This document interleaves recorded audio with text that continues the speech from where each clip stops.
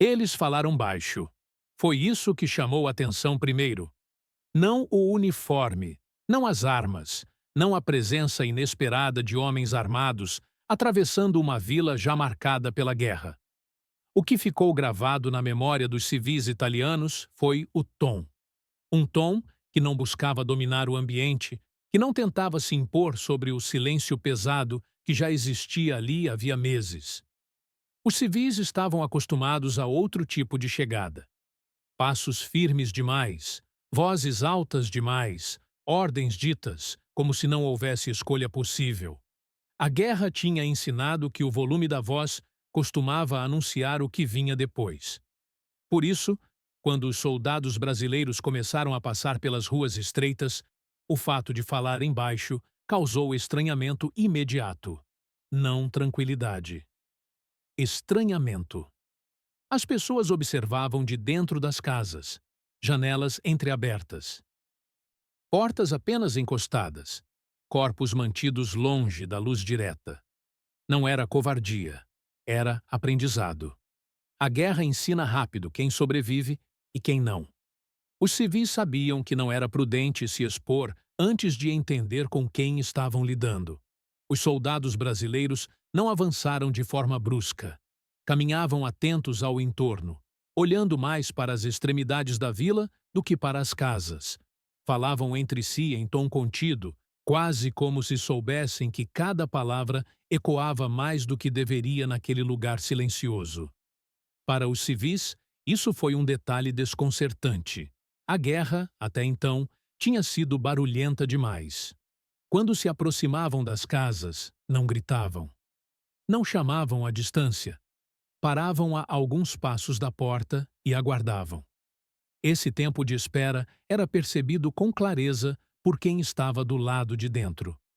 Não era pressa. Não era imposição. Era uma pausa consciente, como se reconhecessem que aquele espaço não lhes pertencia automaticamente. Alguns civis decidiram atender. Outros permaneceram imóveis. Não houve reação agressiva por parte dos soldados diante da recusa silenciosa. Esse fato, pequeno em aparência, teve impacto imediato. A possibilidade de não responder sem sofrer consequência era algo que muitos já não consideravam existente. Quando a porta se abria parcialmente, o contato visual acontecia sem invasão. Os soldados mantinham distância, falavam baixo, usavam gestos simples para se fazer entender. Pediam água, perguntavam sobre caminhos, indicavam cuidados com determinadas áreas. Não entravam sem convite. Não atravessavam o limite da soleira. Para civis acostumados a ver esse limite ser ignorado, aquilo era marcante. As mães observavam com atenção redobrada. Tinham filhos escondidos em outros cômodos, muitas vezes em silêncio absoluto. O tom de voz baixo do lado de fora fazia diferença. Não despertava pânico imediato nas crianças. Não obrigava reações bruscas. Permitira que o medo fosse controlado, ainda que não desaparecesse. Os mais velhos percebiam nuances que outros talvez não notassem.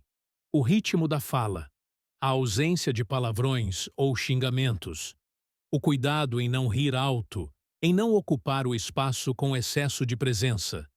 Esses detalhes eram lidos como sinais de respeito, mesmo que ninguém ousasse chamar aquilo de respeito naquele momento inicial. A fala baixa não significava fraqueza. Os civis sabiam disso. As armas estavam ali, visíveis, reais. A diferença estava na escolha de não usar o tom como instrumento de domínio. Em contextos de guerra, essa escolha é tudo menos comum. Por isso, causava tanto impacto.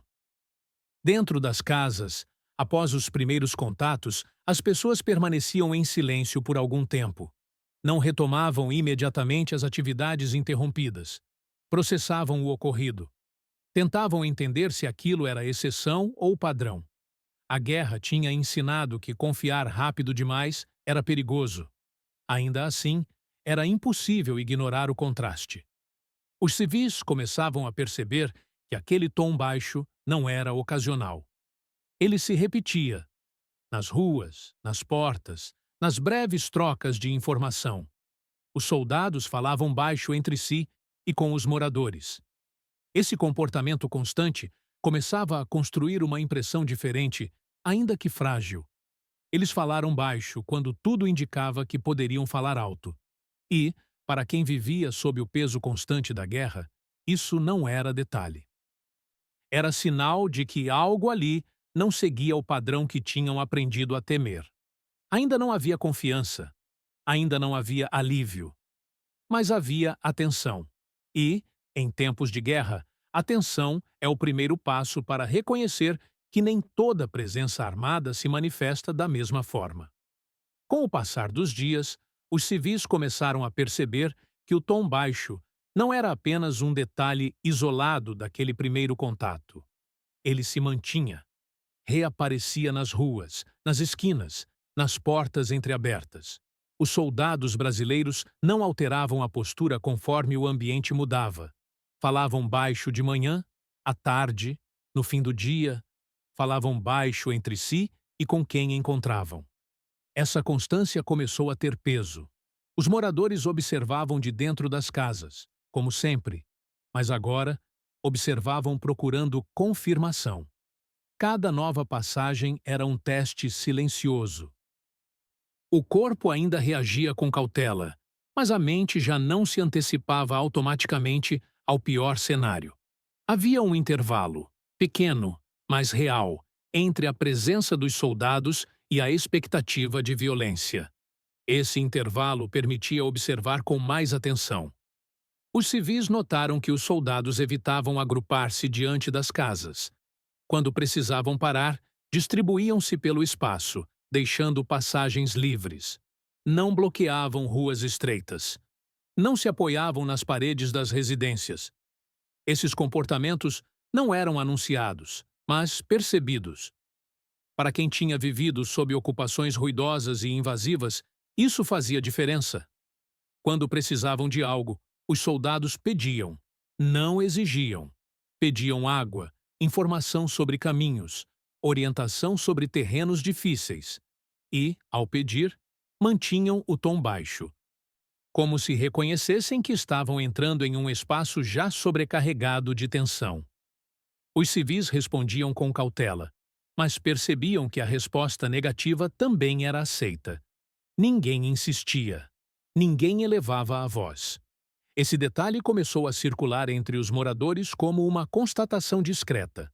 Não como confiança, mas como dado. Era possível dizer não, sem provocar reação imediata. Era possível permanecer em silêncio, sem ser punido. Para muitos, isso parecia quase irreal, mas a repetição tornava a experiência difícil de negar. As mulheres, em especial, começaram a ajustar pequenos gestos do cotidiano. Ainda não se expunham desnecessariamente, mas já não se escondiam com o mesmo desespero. Algumas passaram a permanecer próximas às portas durante o dia, observando de dentro, prontas para reagir se algo mudasse. Esse posicionamento era estratégico. Não indicava tranquilidade, mas mostrava que o medo já não comandava sozinho. Os mais velhos guardavam os detalhes com cuidado. Tinham visto outros conflitos, outras tropas, outros comportamentos. Sabiam que exceções existem, mas também sabiam reconhecê-las quando se repetem. O tom baixo, para eles, era mais do que uma característica de fala. Era sinal de autocontrole. E autocontrole, em guerra, é escolha consciente. Houve momentos em que os soldados alertaram os civis sobre perigos próximos. Não o faziam de forma alarmista. Usavam gestos simples, palavras curtas, indicando áreas a serem evitadas, horários mais seguros para se deslocar. Esses avisos, dados em tom baixo, não causavam pânico. Permitiram que os civis se organizassem melhor, reduzindo riscos desnecessários. Os civis começaram a perceber que o silêncio não era ausência de autoridade. Era outra forma de exercê-la. Os soldados mantinham controle do espaço sem precisar dominar as pessoas. Essa distinção era nova para muitos. A guerra, até então, tinha se apresentado sempre como imposição ruidosa. Ali, o controle vinha acompanhado de contenção. Dentro das casas, as conversas mudaram lentamente. Ainda eram sussurradas, ainda cautelosas, mas começaram a incluir observações mais precisas. Falavam do modo como os soldados pediam, do cuidado em não atravessar limites, do tom baixo que não se alterava mesmo em situações de tensão. Essas conversas não criavam segurança plena, mas ajudavam a reorganizar a percepção do risco. O medo continuava presente. Ele não desapareceu, apenas mudou de forma. Deixou de ser um ruído constante e passou a surgir em momentos específicos. O corpo já não permanecia em alerta máximo o tempo todo. Isso reduzia o desgaste emocional que vinha se acumulando há meses. Para os civis, essa mudança era profunda, ainda que difícil de explicar. Os soldados brasileiros não falavam em proteção, não prometiam nada, não explicavam suas intenções. Apenas mantinham o comportamento. E foi essa manutenção que começou a construir algo raro naquele contexto. Previsibilidade. Os civis sabiam o que esperar. Sabiam, principalmente, o que não esperar. Essa clareza mínima devolvia uma parcela de controle sobre a própria rotina. Eles continuavam falando baixo, dia após dia, porta após porta, rua após rua, e, sem perceber, estavam alterando a forma como aqueles civis atravessavam a guerra. Não porque o conflito tivesse diminuído, mas porque, naquele espaço específico, a violência não se manifestava da forma habitual. Para quem vivia medindo perigo pelo volume da voz, essa diferença não era pequena. Era um sinal constante de que, ao menos ali, naquele intervalo, a guerra tinha escolhido outra forma de se apresentar. Com o tempo, os civis passaram a perceber que o tom baixo dos soldados brasileiros não se limitava às interações diretas. Ele moldava todo o ambiente ao redor.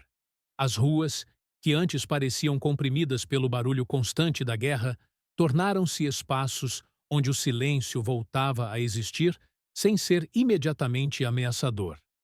Não era um silêncio tranquilo, mas um silêncio controlável, previsível, diferente daquele que precedia explosões ou invasões. As mulheres notaram essa mudança primeiro dentro de casa. As atividades voltaram a acontecer com menos interrupções bruscas. O preparo de uma refeição já não era interrompido a cada som externo. O corpo ainda reagia, mas não travava. O medo continuava ali, mas já não dominava todos os movimentos. Essa diferença sutil era sentida mais do que compreendida. As mães observavam com atenção como os soldados se comportavam quando crianças estavam por perto. Mesmo quando percebiam a presença delas, os soldados mantinham o tom baixo, evitavam aproximações e não direcionavam a fala às crianças. Essa postura não era casual, era consistente. Para quem vivia com o receio constante de chamar atenção indesejada, essa contenção fazia enorme diferença. Os homens mais velhos, pais e avós, passaram a observar os soldados com outro tipo de olhar. Não de confiança, mas de avaliação contínua. Sabiam que a autoridade não se mede apenas pela força, mas pela forma como ela é exercida. O fato de aqueles soldados conseguirem manter controle do espaço sem elevar a voz indicava disciplina. E disciplina, naquele contexto, significava previsibilidade. Houve momentos em que situações tensas poderiam ter escalado facilmente. Um mal-entendido sobre um caminho, um atraso na resposta a um pedido, um silêncio prolongado atrás de uma porta. Em outras experiências, esses momentos teriam sido resolvidos com gritos ou ameaças. Ali, eram resolvidos com espera. Os soldados aguardavam. Repetiam o pedido em tom baixo, ou simplesmente seguiam adiante. Essa escolha constante de não escalar o conflito começou a alterar a forma como os civis se relacionavam entre si. As conversas dentro das casas passaram a ter menos urgência desesperada. As pessoas começaram a compartilhar observações, não apenas temores. Falavam do comportamento dos soldados como algo concreto, analisável, quase técnico. Isso ajudava a reduzir a sensação de caos absoluto. As mulheres mais velhas guardavam esses detalhes com cuidado. Algumas já tinham vivido guerras anteriores e sabiam reconhecer padrões.